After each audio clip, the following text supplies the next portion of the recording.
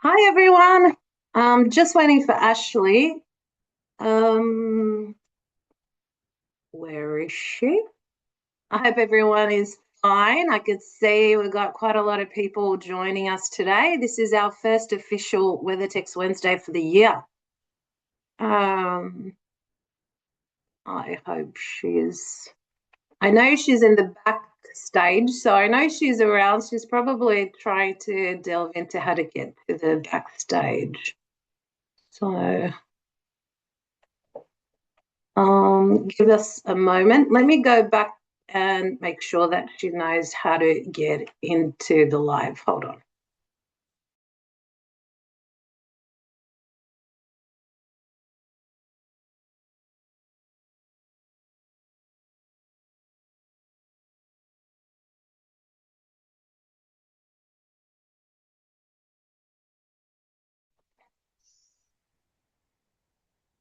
Okay, we got Ashley. She was in the I figured it out. backstage. She was getting a bit shy. Thanks, Bender. Sorry for coming to get me. Like, Oh no, that's okay. fine. That's all right. All right. Well, officially, I just want to welcome Ashley to, Ashleigh Morris as our first speaker for the WeatherTex Wednesday for this year. So thank you, Ashley, for joining us. For those who join us, we could tell that there's quite a lot of people already joining us, which is fantastic. Uh, Jason O'Hagan, who's our managing director, usually hosts these webinars. I'm usually in behind the scene, but unfortunately, he couldn't make it today, unexpected reasons. So everyone's got me, and you've got me, Ashley. So hopefully, I can do a good job. And obviously, today we're talking all about circular economy. It's obviously a topic that it's really important and very key topic within the building industry. So I wanted to start off with, if you wouldn't mind, just so before you give us a bit of an intro about Coreo and so on. Anyone, so this will go for half an hour. You get one CPD informal point sent over. Now, if you've got any questions, obviously we want this to be engaging as possible. And so if you've got any questions, put it through to the chat and Ashley and I will try to address them as many as possible. But yeah, so go on, we'll go on from there. So Ashley, give us a little bit about Coreo and a bit about your background. Sure. So, hi everyone. I can see people from all over Australia on this call, which is really nice to have all corners represented of the country.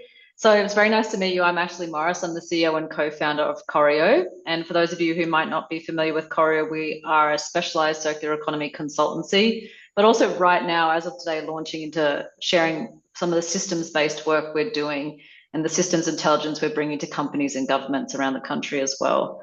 So what we do is support organizations, both in the public and private sector, to take this concept of a circular economy from theory to practice. There is no one way to do that. It very much has to be contextualized and specific to the companies that we work with. But our intention all of the time is to use circularity as a how to address decarbonisation objectives, to address impacts on nature at large, to address and improve the way we interact with water systems, social systems, and the financial system at large, with the goal that if we actually mature each of these companies and also the local governments, state governments, and the way they work in the economy, that we can hopefully influence how our economy works, which is where that circular economy part really comes in. Because I think a lot of organizations get challenged with this idea of a circular economy because it feels pretty big. It's a term not everyone understands. It can be very misunderstood. But what it's all about is really that contribution to the economy we really want to see and how it works. And that's really defined in three key principles if you've never really heard of it or just getting more familiar. And the first principle of a circular economy is that we want to see an economy that eliminates waste and pollution, our greenhouse gases, the things that contribute to climate change. And we want to stop the wastefulness that we have in our economy. Our economy works by building things that essentially break to ensure we keep buying more and trigger economic growth. So we want to see an economy that actually eliminates that waste and eliminates that pollution. Second, we want to actually have an economy that keeps our products, resources, materials in use for longer. So designing things to last, designing for quality, designing for disassembly, designing in modularity. So we don't throw out a whole mobile phone, we throw out a component, well, we refurbish a component part when needed. And then the third principle is because sustainability is a nice state to get to, but we can't sustain the current state we're in or the system that we're in right now. So the third principle of a circular economy is to regenerate the natural and social systems that we depend on. Regeneration going beyond sustainability. So we have to give back more than we're taking. So we have long-term viability in our economy, in our lives.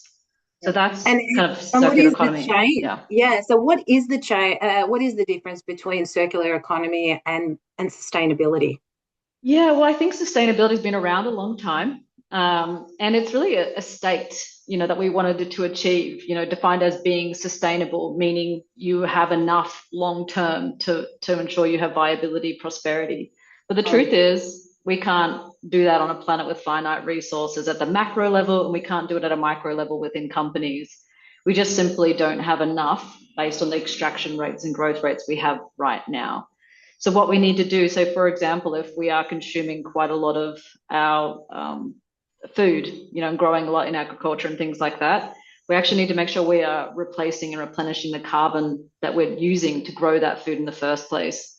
I think for anyone that was paying attention to the work done by the Australian federal government, we saw the State of Environment report come out some years ago now, and it showed that Australia has the third highest loss of soil organic carbon in the world. So if we continue just to keep taking, we won't have that sustainable state. So sustainability is defined as just being good, and we want to get there, but truth is we can't really. So regeneration and circular economy pushes us into, I would say, a reality check. You have to close loops, you have to give back. You can't have it as a one-way linear relationship. It just doesn't work. You can, I do debate the economists of the world, I do debate industry all the time.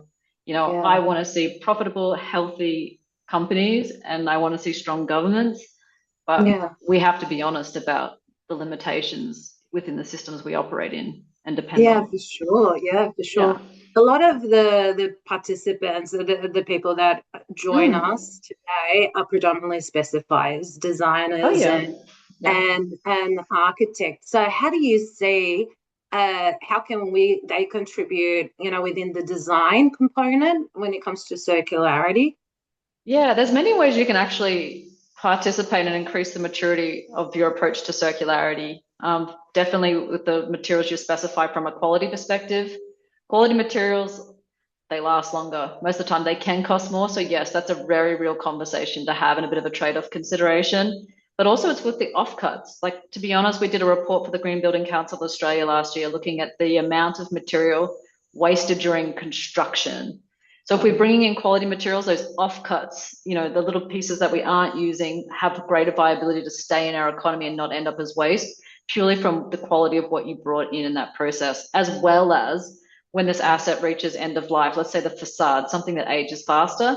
Again, the higher quality we bring in, the likelihood it'll stay in our economy it's much higher. But then it's also design. So design for disassembly, that modularity, that standardization.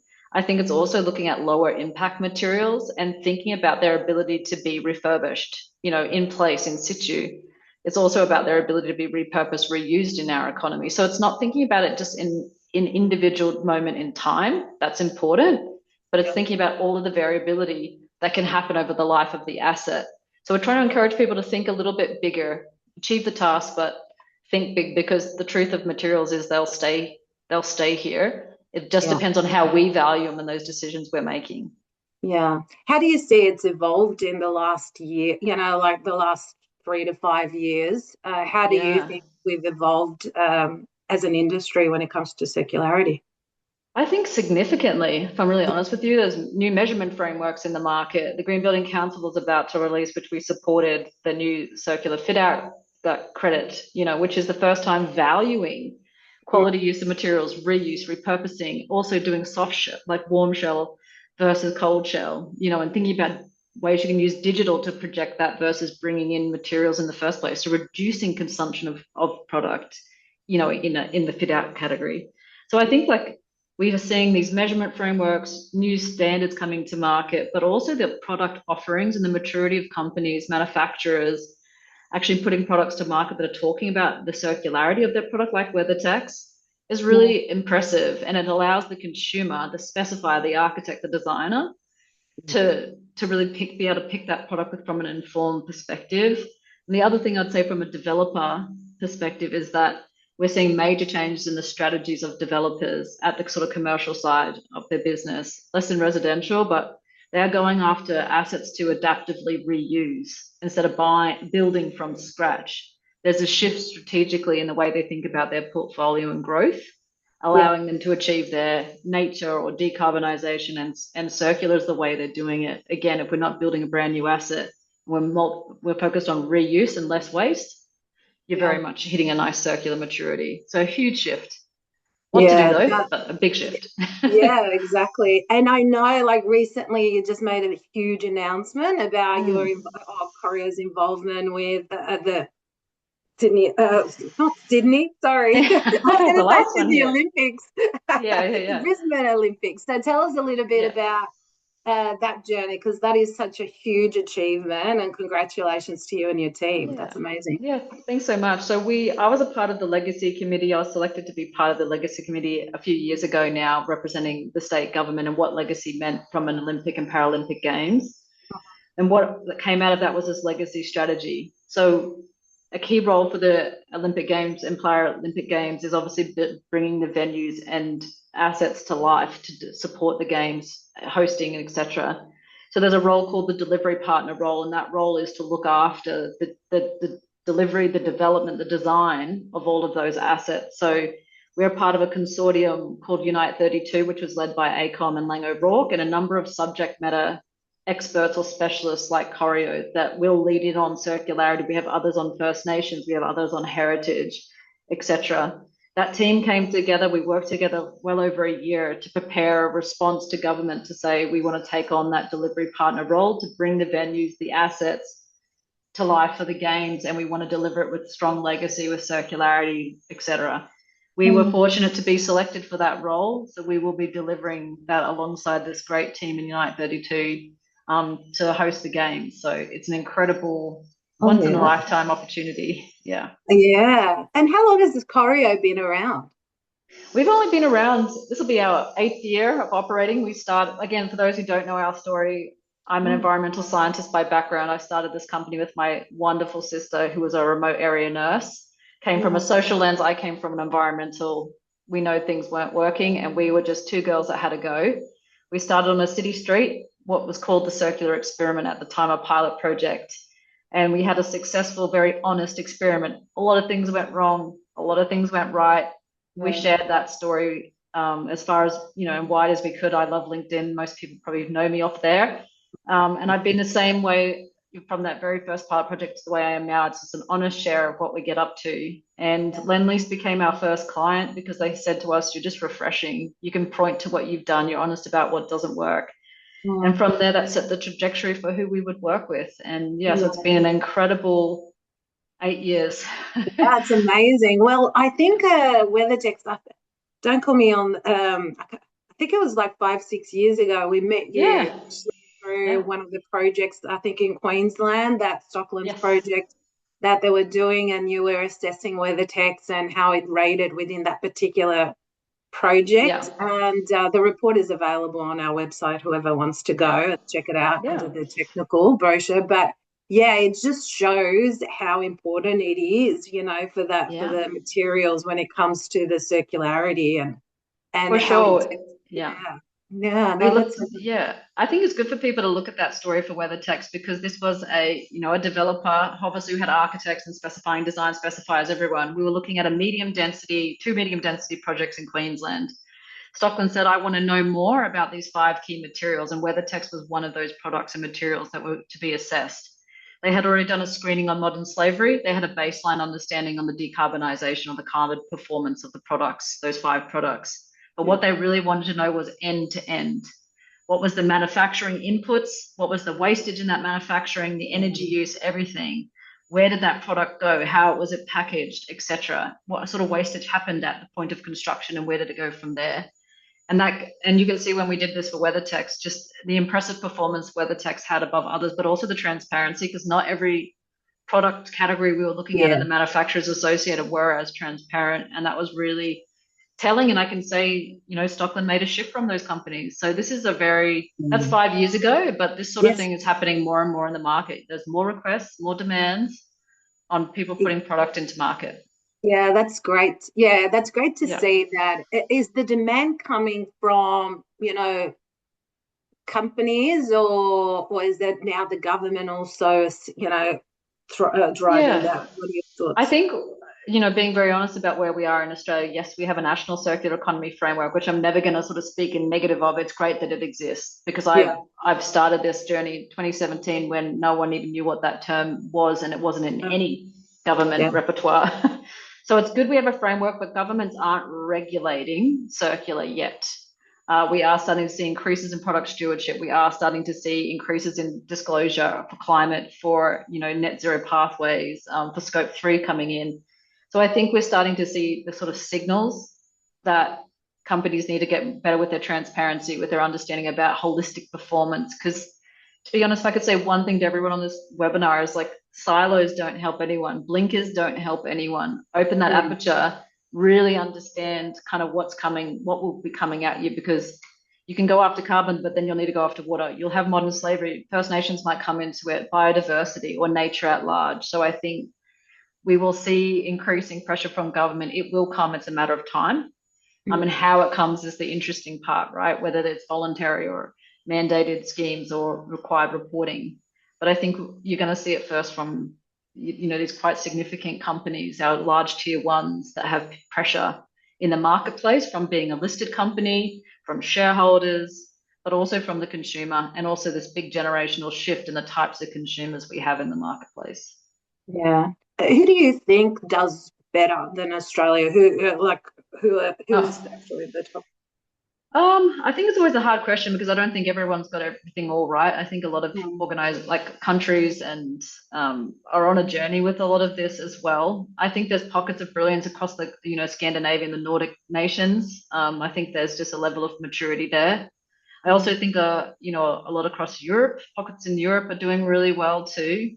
The Netherlands have done some brilliant things that we point to, and of course they have quite a significant commitment to circularity or becoming a circular economy. Great things out of Scotland as well. It just depends what we're really looking at and what we're talking about, because there's even in pockets in Asia. Singapore does brilliant things. They're great in water. They have incredible green buildings. They've pushed some feats with engineering. So depends what we're really focused on, but I think there are pockets of best practice dotted around the world that we can all take lessons from. Yeah. And what kind of industries within Australia are actually doing better than others, and how can we apply, I guess, within the building industry that we can bring on board? Yeah, I think the built environment is actually one of the more mature because it had a lot of pressure on certain carbon achievements. And again, circular is how you actually achieve carbon. So I'm just going to take a quick sip of this. Yeah, go for it. Circular is a how-to. So I think because carbon was a strong focus there, circular was a big enabler. I think, and then we've got pockets in other areas that are doing well. And people would think this is counterintuitive, but mining is really focused on getting full value extraction, which I think is really important because we want to make sure if we dig a hole, we get the best out of it. So your overall intensity, your impact is going down while you're still getting that value out. We don't want to see these dig and don't get it all and make a massive mess on the way. Yeah. So I think mining's got great pockets of that as well. And then I think we see a bit in the food and agricultural space, some really interesting innovations happening there, which I think are obviously very important given the significance of that industry to the Australian economy. It's basically mining and metals and agricultural export is what underpins a lot of our economy. Just a reminder, if you guys have any questions, please put them through. We've got another 10 minutes to go. But I guess also from, what would you say could be some of the, the initiatives that designers and specifiers within, can bring into their business to help us achieve a better circular economy, space? Yeah, I think if I'm thinking about specifying for an asset or I'm designing a home, a building, an office place, I would really be thinking about what is it going to be used for over the course of time, or how do you allow for change? And again, you might think about, okay, I want to put a quality material in because it has the better chance of staying in our economy or being used, or it might actually be allowing for that adaptability, modularity in the way you're thinking about design and specification. I think also design for disassembly. We wrote a guide alongside Built, obviously a very large construction company here in Australia, around getting people to think about, don't have to do it as a whole of asset, but what parts of the building make sense to look at design for disassembly. Even the HVAC units we use in most of our buildings. Yeah. Think about the component parts and what makes sense to design for disassembly. Again, don't have to go whole hog on that thing, but that's a great design principle that can generate a lot of value over the life cycle of an asset. So I think it is about getting familiar with those design principles, and it is about, you could even look at some of the business models that support a circular economy. What should we own versus looking at in a service-based model based on performance? Cooling in a building is a great example of that. We've seen different organizations come to market for lighting as a service, for cooling as a service. So I think start thinking outside the box, things you may not have trialed before, get familiar and think about where can I start my understanding in an applied way, or through our clients or through your network on an asset, and then scale it out from there. Because I think I'm a big advocate of learning by doing, and there's a lot of theory on circular. We need more practice all the time. Yeah, no, I agree. And with Coreo, besides from the United 32, that obviously you're very involved, what are your key objectives for the next, 12 to 24 years, 24 months? What are your thoughts? Yeah, I think for us, we're taking this shift into working more on what we'd call a systems intelligence. I grew up on a farm. I knew that I needed bees, I needed good soil, I needed water, I needed good weather conditions to actually have food to eat on the table, right? So I think for us, it's about supporting companies and the government to understand that they need to not look at issues in isolation, stop this siloed approach, stop going whack-a-mole issue of the day. It's highly ineffective, it's highly inefficient. And so we'll be repositioning the company to continue to serve on this generating systems intelligence and supporting companies to do the things that are going to give them the biggest bang for buck, the things that are hit multiple points of challenge at once. So that'll be our focus, and doing the biggest impactful work we can to shift the economy. Yeah, no, that no small makes feat. sense.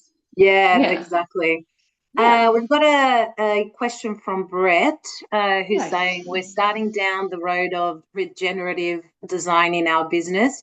We focus on houses. Material selection is the biggest and hardest part of that process, which is understandable. Yep. Can you give us some advice on circularity at that scale, and any recommendations on resources that they can do to learn and to be able to determine? Yeah, I think regenerative design, and that's the third principle of circular. It's an incredible thing to go after and aim for. It'll come down to the types of materials we use and thinking about where we're getting them from and how impactful they are in the manufacturing process all the way through to then how you put them into an asset. So I often go after long, hard, durable quality materials that have multiple life cycles to allow the overall impact to be reduced. Then in the design, how do you actually think about designing for all forms of life? We talk about this a lot, moving away from this idea of human-centered design to designing for all forms of life. So it is a regenerative asset. It's giving back more than it's taking. And then in terms of resources to look at our organizations, I would definitely look at the Biomimicry Institute. I think some of what they've done is incredibly impressive and really inspiring. There's lots of innovations on there in materials and in product types and even in design considerations. Love straw-bay walls and hemp and love all of that. If we can get more regenerative materials that don't take so much from our environment and in manufacturing, go for it. That would be definitely something to do.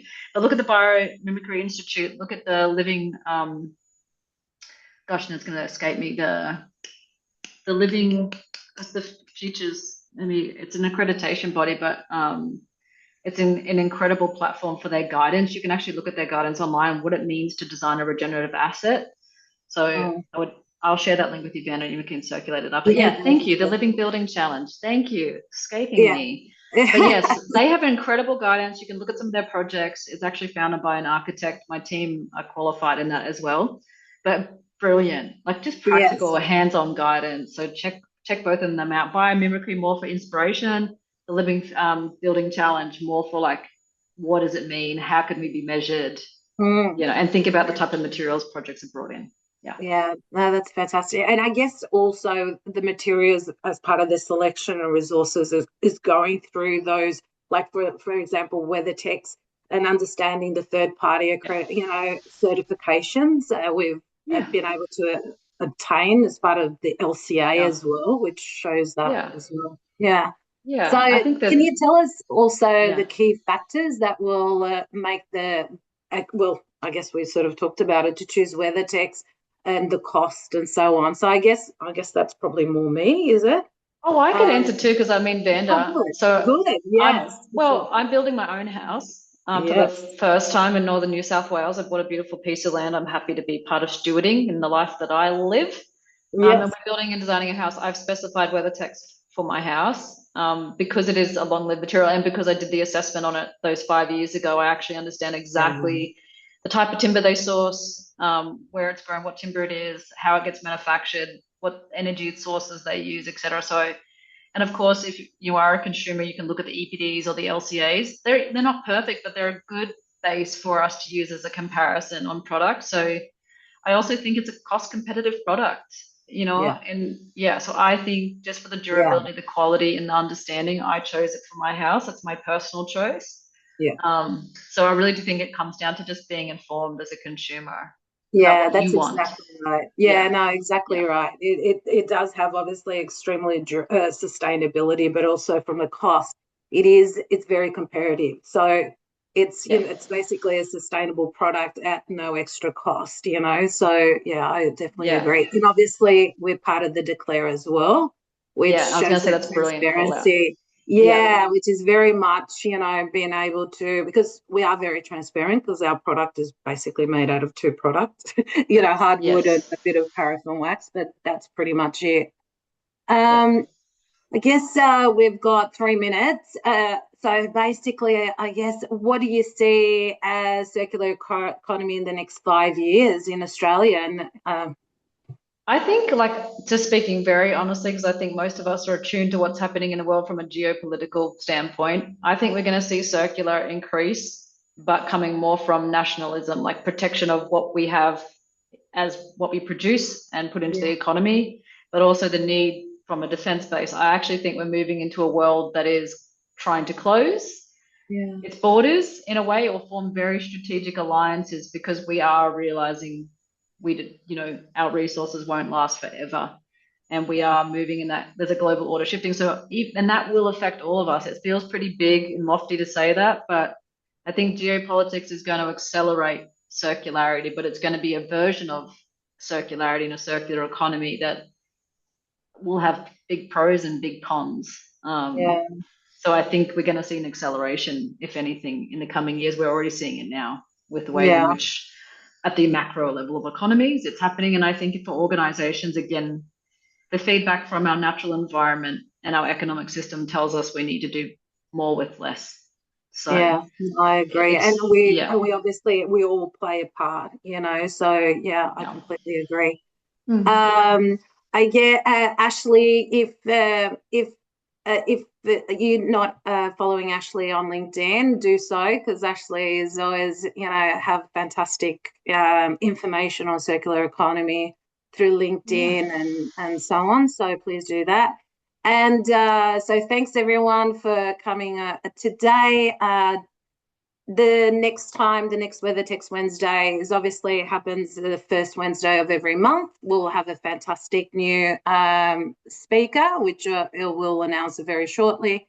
Ashleigh, thank you so much for joining us today. And I'll see you next month. And thanks, Ashleigh. Have a good. Thanks, everyone. Take care. Bye, everyone. Bye. See you. Bye, bye, bye.